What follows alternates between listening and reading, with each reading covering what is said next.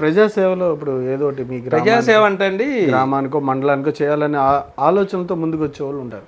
మీరు కూడా ఆ కోవకు చెందిన వాళ్ళే. అంటే ఇలాంటి డబ్బు ప్రభావంతో మీ ఆశయం లేకపోతే ఆలోచనలు వెనక్కి వెళ్ళాల్సిన సిచ్యువేషన్. అంటే మోడీ గారు ఇంకో 2 సార్లు కనుక వచ్చాడు అనుకోండి, ఈ ప్రభావాలన్నీ పోతాయి. ఈ డబ్బు పంచటాలు గించటాలన్నీ పోతాయి. కాబట్టి అప్పుడు దాకా వెయిట్ చేయటం మనం డబ్బు లేకుండా పోవాలనుకుంటే. అంటే ఏదైనా అంటే మిమ్మల్ని అయితే వెనక్కి జరపవు డబ్బుకు సంబంధించి. నేనైతే ఒకటే చెప్తాను హంసీ గారు, నేను రాజకీయాల్లో ప్రజాసేవ చేయాలంటే ఫస్ట్ డబ్బు పెట్టాల్సిందే. డబ్బు పెట్టి మనం రాజకీయాల్లో పార్టిసిపేట్ చేయాల్సిందే. నేను బంగారం ఇంటింటికి తులం బంగారం ఇచ్చినా డబ్బులు ఇవ్వకుండా ఎవడో ఓటేసేవాడు లేడు.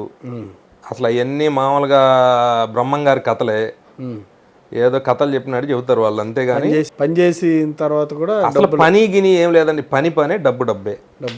అసలు మీరు మా నథింగ్. మీరు దాని గురించి కాకపోతే కొంచెం సింపతి ఉంటుంది.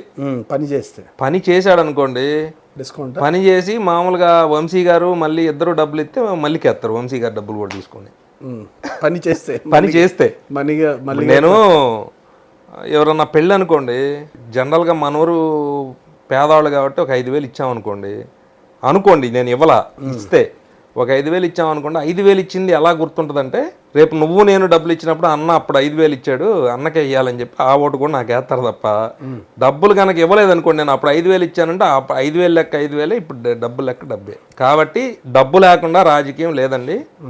అసలు రాజకీయం చేయాలని అనుకోకూడదు. డబ్బు లేనాడు అసలు రాజకీయాలకు రాకూడదు. అదే మిమ్మల్ని వెనక్కి అడిగితే నెట్టదు. నన్ను అయితే నెట్టదు. మిమ్మల్ని అయితే నేను డబ్బులుంటేనే వెళ్తారు.